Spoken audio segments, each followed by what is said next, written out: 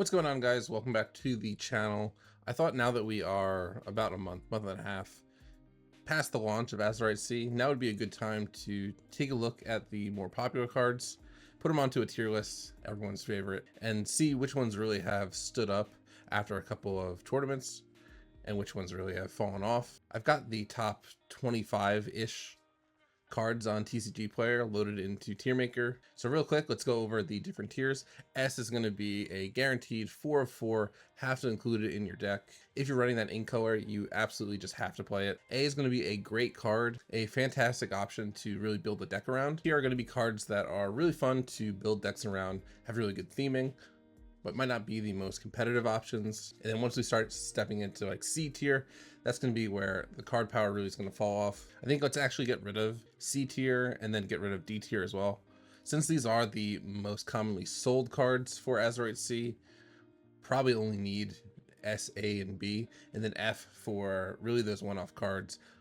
Mostly looking at those unusable legendaries that still get sold a lot, but really aren't usable in competitive Lorcana. So there we have it, 4 different tiers.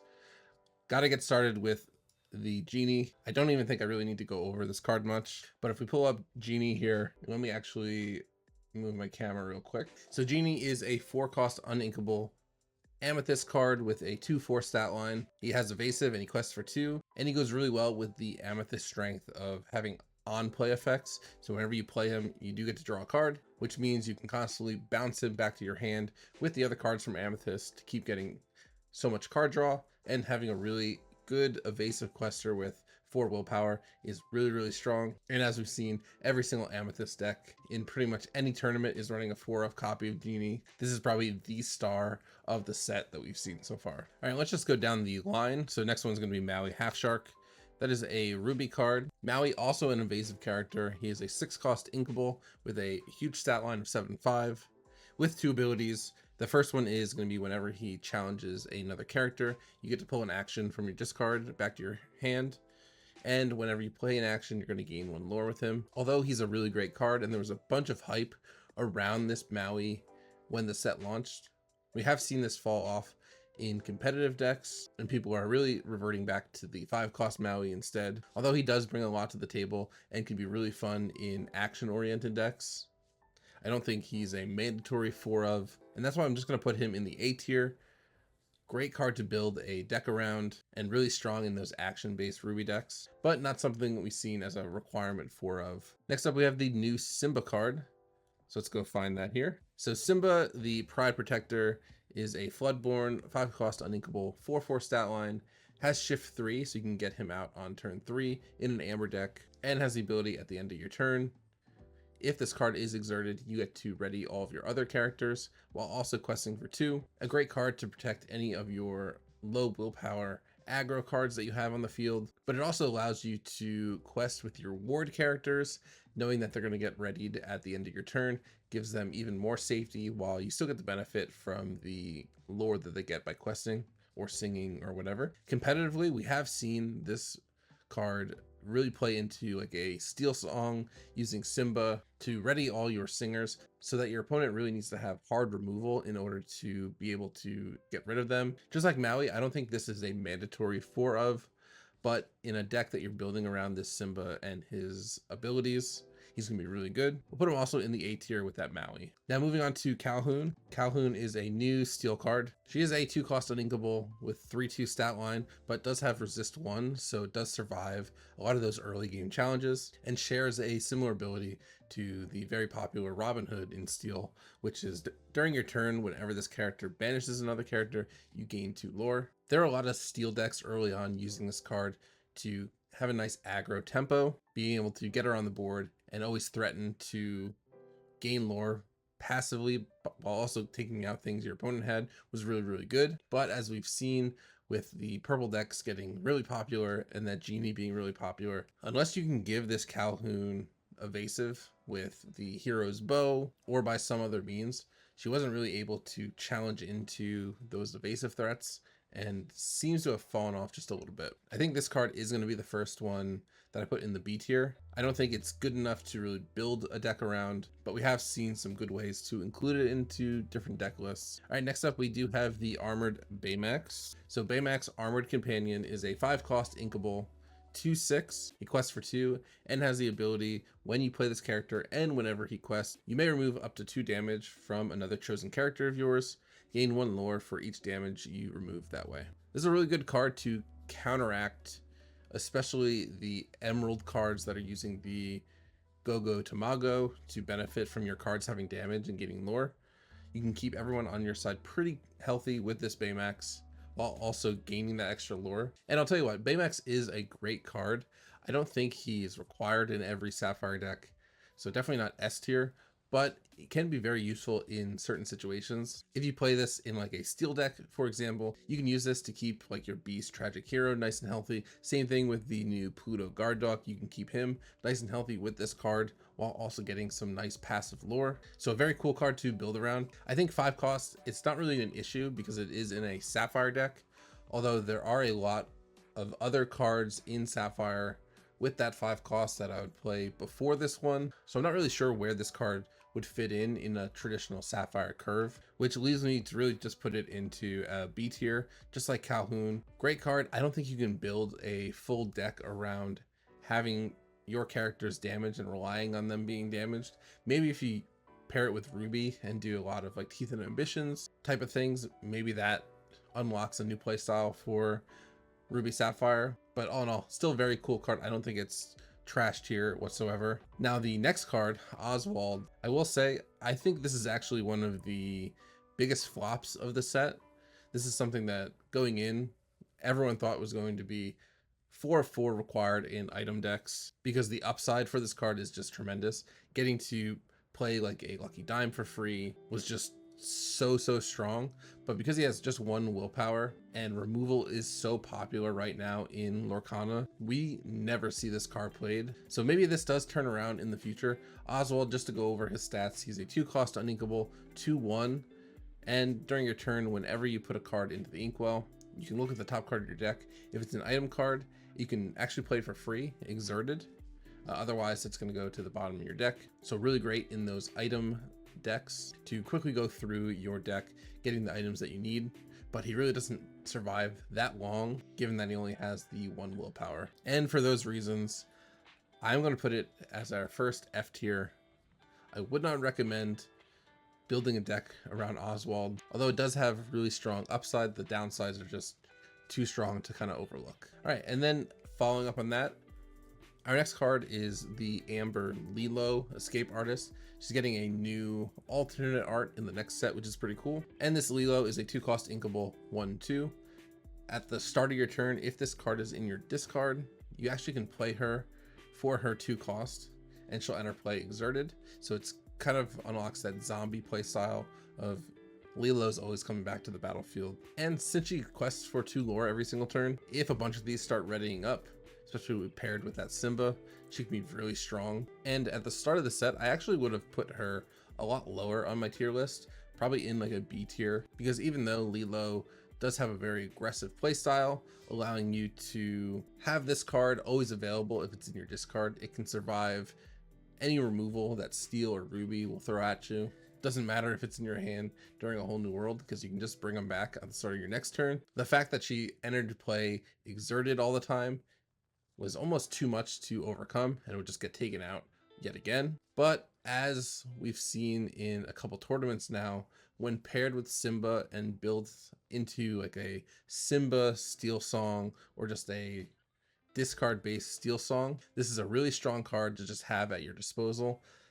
If you're playing up against Emerald and they're playing discard, if you have a Lilo in your hand and they make you discard a card, Lilo is always going to be your first choice to go into the discard pile, because you can just go grab her from your discard and play her on the next turn anyway. So for that reason, I think she actually goes up into the A tier, which, like I said, at the beginning of the set, I originally was thinking this is more of like a B tier or maybe even an F tier, card, but definitely one that surprised me. All right, and then following up on that, another amber card is the new legendary Tiana Restaurant Owner. Tiana is a 3-cost uninkable 1/4 with the ability whenever a character of yours is challenged while this character is exerted, the challenging character gets -3 strength this turn unless their player pays 3 ink. So really counteracting those like rush cards that would come in, like your Maui on turn 5. Also very strong against Amethyst and the Madam Mim Fox cards.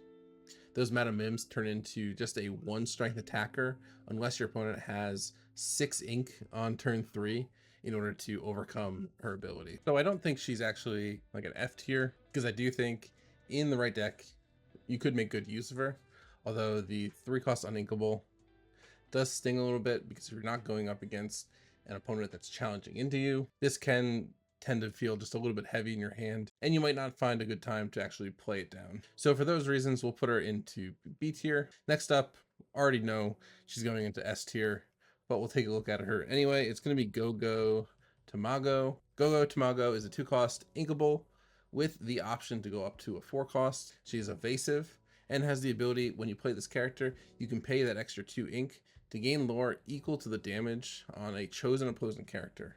So if your opponent has like a Maui who normally has 5 willpower, maybe he's got 4 damage on him, you play this Go Tomago, you're actually going to gain that 4 lore just for Go Tomago coming onto the field. And then if you have a way to bounce this card and play it again on your next turn, it's really just a must-have card for Emerald, really taking advantage of your opponent leaving willpower on the field. And this card, just like the Goat for Amethyst or the Lucky Dime Hamatoa for Sapphire, just unlocks a surprise win condition for Emerald, really making you stay on your toes whenever you're going up against a deck that is in this color. All right, so next up we have the legendary card Yzma, a 4-cost inkable, 3/3 card with the ability Feel the Power.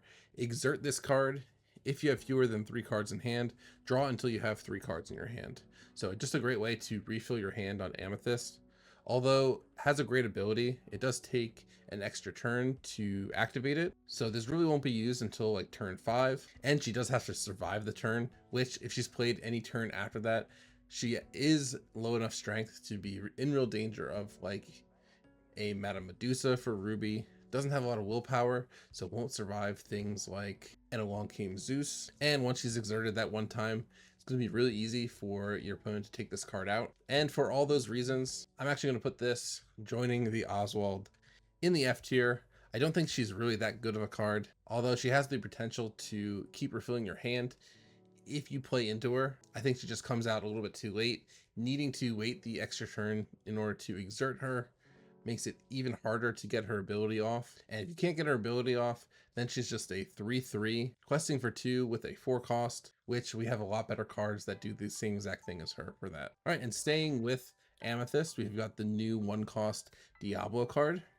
Diablo is a 0/1 with the ability, when this character is banished, you may draw a card. This is a great opener for Amethyst. Although Diablo doesn't have any strength, Amethyst does have ways to give it strength, so it can challenge into things and get itself banished. But it's also really good for just having on the field and guaranteeing yourself that you're going to get a card draw for it, even if it comes 3-4 turns after you played it. Now, I don't think this is a mandatory 4 of inclusion in Amethyst decks, because Amethyst does have very good 1-cost openers with Chernobog's Followers or the Magic Brooms. I think it just adds to that available pool for you to use. So I don't think it is an S tier card, but definitely it's going to be sticking in our A tier. I do run 4 copies of this Diablo in my Ruby Amethyst deck, but it really just comes down to your preference. So we'll put that in the A tier for you. Next up, we have an Emerald Jasmine legendary card, a Floodborn 6-cost inkable with Shift 5. The 5/5 stat line questing for 2 with the ability, when you play this character, if you use Shift to play her, return all other exerted characters to their player's hands. I'm not really sure where this card really fits in Lorcana. We did get some Shift targets to use this Jasmine on top of, but because this card does also affect your cards on the field, you can get into a really sticky situation, especially if your opponent's playing Amethyst with the Elsa Spirit of Winter that locks your cards into being exerted. You just won't be able to play this card. If you pair this with cards that you want being removed from the field and played again, like Amethyst cards, this could be really, really good. But if you're going up against those types of cards, you're not going to want to ever play this. Thankfully, it is inkable, so I don't think it's F tier per se, because it doesn't need to get stuck in your hand. But if you built your deck around this Jasmine getting the most utility, returning things to the player's hands, I think you can get into a really bad matchup just based on what ink color your opponent's playing. And for that reason, I know I said it probably isn't F tier because it does have some usability. We still haven't seen that, and I think you get a really bad matchup with most of the meta decks right now. So for that reason alone, I'll put it in the F tier. And next up, we're going to be taking a look at the new Alice card, one of my favorite cards of the set in Sapphire. And Alice, she's a 3-cost uninkable. She is a 1/4 stat line with Ward, and has the ability, whenever this character quests, another chosen character of yours gets +1 lore and gains Ward until the end of your turn. So Alice coming down on 3 can start to protect some of your other characters. So if you want to protect like a bodyguard from things like Along Came Zeus or Ruby removal, you can do that by having this Alice always questing and giving that bodyguard Ward. Or if you have a really strong character that needs to wait a turn after coming into play to use their ability, Alice can buy you that time, as long as your opponent's not playing like a Be Prepared. So a really cool card to include in any Sapphire deck. I don't think this is a mandatory card. I don't think it's S tier, but if you build a deck and some synergies around it, definitely worth picking up at least 3 copies to throw into a deck. And for that reason, we'll put it right in that A tier. All right, and then next up, we're taking a look at a steel card. It's going to be the new Wreck-It Ralph card, 6-cost uninkable. Wreck-It Ralph Ham Hands, 4/4 stat line, with the ability, whenever this character quests, you may banish chosen item or location and gain 2 lore. And he quests for 3. So if you're able to quest and use his ability, he's going to get you 5 lore, which is really amazing for a card that quests for a lot and has great utility. The only problem is, with it being 6-cost uninkable and only having 4 willpower, if your opponent knows you have this in your deck, they might be saving things like Along Came Zeus, Dragonfires to use this, and really preventing you from using his ability and swinging a game into your favor. I don't think he's F tier because he does have one of the strongest abilities in the game, especially when paired with his high questing total. I think if he was inkable, he would be a lot better card. And just because you're going to get stuck with this card in your hand in some games, we have to put it at least in the B tier. Although that could be a really good card to pair with the Alice that we looked at. Keep him safe for at least a turn, and then you can start getting rid of items or locations and really quickly end the game, because in that combo he's going to be getting 6 per turn, which is just crazy. All right, and then another steel card, legendary actually, is going to be the 8-cost inkable John Silver. He is a Floodborn with shift 5, 6/6 stat line, resist 2. So very strong card to get onto the field. Questing for 2 with the ability, at the start of your turn, deal 1 damage to each opposing ready character. So as your opponent's playing cards onto the field, if you have this John Silver, they're automatically going to have that 1 damage unless they can exert them in any way, which can really change the math for removing those characters in those matchups. And I don't think you ever actually want to pay the 8 cost for this card. It is always going to be something that you want to shift into, which does limit what ink combos you're going to be playing with. In steel, there are 2 John Silvers that you can shift this on top of. I think this does have a lot of potential. If we do get more John Silver cards in the future that are lower cost, that work on a better curve to get this out on 5, could be really strong. But right now, since there are such limited options, there's the 2 in steel, 1 in ruby, and then 1 in emerald, and they're all pretty expensive cards to get out. I don't think this card really is going to be seen competitively, but still very, very strong to have in any like pirate deck that you're building, especially if you're doing like a John Silver pirate locations type of build. And since we can build a really cool deck around him, we'll throw him in the B tier. All right, and we have actually another Genie on the list. This is going to be the Floodborn Genie, the legendary 7-cost inkable with shift 5. So potentially you can play your 4-cost Genie that we have in S tier, and then on turn 5 you can play this Genie. He's a 4/7 stat line with 2 abilities. Whenever you play a card, you get to draw a card, and at the end of your turn, put all the cards in your hand to the bottom of your deck in any order. So this card really heavily relies on either having a lot of lower cost cards that you can guarantee play off the top of your deck, or having ways to get yourself some card draw from the things that you already have on the field. So like your rabbits in Amethyst, or maybe you have a Diablo on the field that you can get banished and draw a card. Giving up your whole hand every single turn is a bit worrisome, but this does hard counter the Emerald Clarabelle, because they will never be able to get any card draw off of you since you're dumping your hand every single turn. And if you can play this with lower cost options, so you're doing a lot of plays every single turn, you're going to be top decking every single card, but it could be a cool avenue to explore in an Amethyst deck. I don't think it's super competitive, but definitely a cool card to have maybe as a one of in your deck. We'll put that also in B tier. I don't think it's trash per se, but definitely a very niche pick. All right, and then next up we have another steel card. It is a 5-cost inkable Gantu card from Lilo and Stitch. 4 strength, 3 willpower, questing for 4. Just a big body, just a really fast quester. The biggest downside to Gantu is the 3 willpower. It's easily taken out after it quests one time, or if your opponent has like a Strength of the Raging Fire, you won't really be able to quest with this Gantu. So I think initially people had this very high in their lists. I think right now it has kind of fallen off because removal is very popular in the meta right now. So right now I would put this at an A or B tier, but given that the meta right now is so heavy on removal, I'll drop it down to the B tier and we'll just move on to our next card. And that one's going to be the new Sapphire card, Sail the Azurite Sea, 2-cost inkable. And when you play it this turn, you may put an additional card from your hand into your inkwell face down, and you can draw a card. So not only does this replace itself, it does get you some very early ramp for Sapphire without needing to like sing a song or go down in hand size with like 1 jump or with Tipo. This is probably the best card in Sapphire right now to be added into any deck. 4 of required pretty much. Just having this card has changed a lot of the curves that Sapphire decks are playing with. And I think this is just a really great addition to the game. So we'll throw that up into the S tier, and we'll move on to a card that I've definitely played a lot with, and that's going to be the Sugar Rush Speedway Finish Line. 2-cost uninkable, 6 to move, and 7 willpower, but has the amazing ability when you move a character from another location to this location, you may banish this location, gain 3 lore, draw 3 cards. So if you're able to pull it off, it is an incredible swing in lore and card draw, but because you have to spend most of your early game ink setting up your locations, you can really easily brick your hand, and then this ends up not being the best play. So I think initially playing with this card, I would have rated this definitely as an A tier.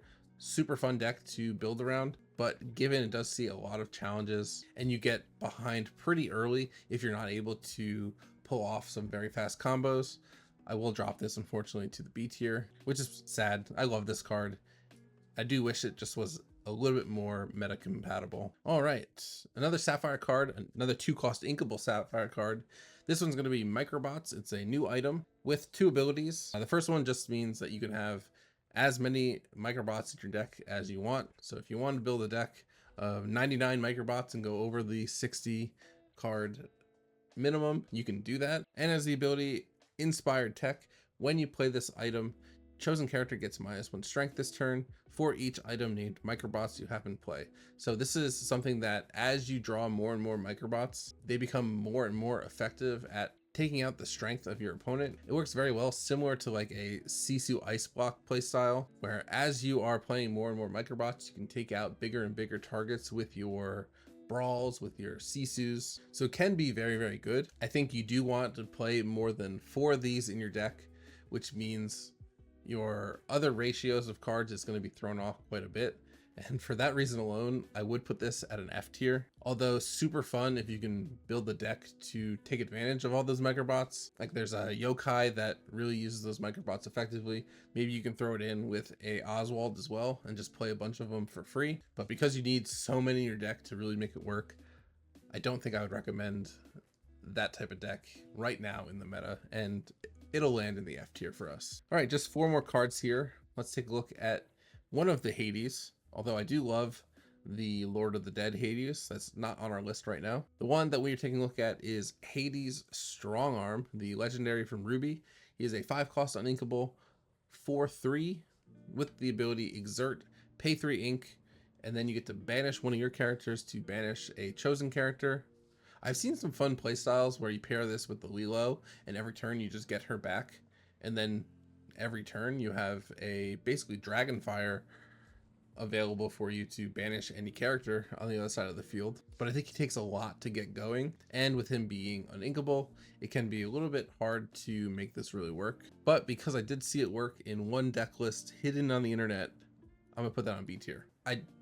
Because I do think it has potential, especially if you're playing with a lot of low cost cards that you can combo with him. Once he's able to exert, you pretty much have an answer to anything your opponent plays. And Ruby does have a couple ways to ready characters every single turn, and you can re-exert him to use the ability over and over again. So it definitely could have some potential. And then speaking of Hades, let's take a look at the new Hercules, a 6-cost uninkable Hercules baby demigod, 6 strength, 3 willpower with ward, and the ability 3 ink. Note, you don't need to exert Hercules in order to do this. It's just 3 ink, and then you get to deal 1 damage to a chosen damage character. I think this is a pretty bad card because of the high cost it is to get this out on the field, and then in order to use this ability, it's effectively 9 ink just to deal 1 damage to a chosen character.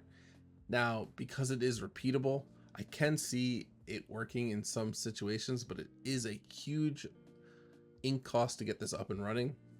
And I think for that reason, this is probably, if I could pick a worse card in the list right now, it'd probably be this Hercules. It's just too expensive ink wise to really justify building a deck around. All right, and then let's take a look at the Tadashi Hamada, 3-cost uninkable. He is a 2/2 and has the ability, during an opponent's turn, when this card is banished, you may put the top card of your deck in your inkwell face down.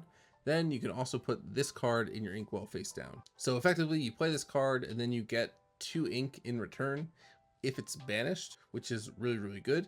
Because it doesn't happen on your turn, your opponent's gonna have to actively choose to give you that much ink. I personally don't like inking hidden cards because I don't know what I missed out on in my deck. And if you pull this card late game, it's not really changing the flow of battle really in any way. And then another thing to note, with this being uninkable, I don't think this is really changing too much in the gameplay. Yes, he does quest for 2 and gets you even more ink to use when he's taken out. I mean, potentially you can just play this and bait your opponent to taking it out, giving you that extra ink to make the play that you really want to play. So I don't think it's trash. I do think you could get some use out of this, especially in like an inventor deck. But yeah, definitely not a high priority on my list. So we'll put that at the B tier. All right, and then the last card that we're going to take a look at is going to be the new Daisy Duck, if I could spell that right. Daisy Duck Pirate Captain is a 4-cost inkable 3/3 with the amazing ability, whenever one of your pirate characters quests while at a location, you can draw a card. She is also a pirate, so you would get the card draw from her as well. I think in a pirate deck, this Daisy Duck is just fantastic. I think the best combo with her is going to be Emerald Steel, where you can use locations like the Bayou to actually draw 2 cards, discard 1. And I think this is just a really great card to really supplement that card draw that an Emerald Steel deck might have been lacking if they don't have like a Diablo available to them. I think in a theme deck, this is a must-have 4 of 4, but I don't think it's every Emerald deck needs to have this as 4 of 4. So for that reason, we'll end up with putting this in A tier. And that'll do it for our list. This is going to be what it looks like once we have wrapped up with it. I think our S tier really solid. I think those are the highlights of Azurite C. There were a couple cards missing that were also really good in the set. I'm thinking like the Pluto Guard Dog. That probably is going to be rising up in popularity as Amber Steel gets even more popular. But that does it for this video. Thank you guys for watching. If you made it to the end, please sure to like the video, subscribe to the channel. We've got way more Lorcana content coming to the channel, and I hope you guys check it out. Thanks again. See ya.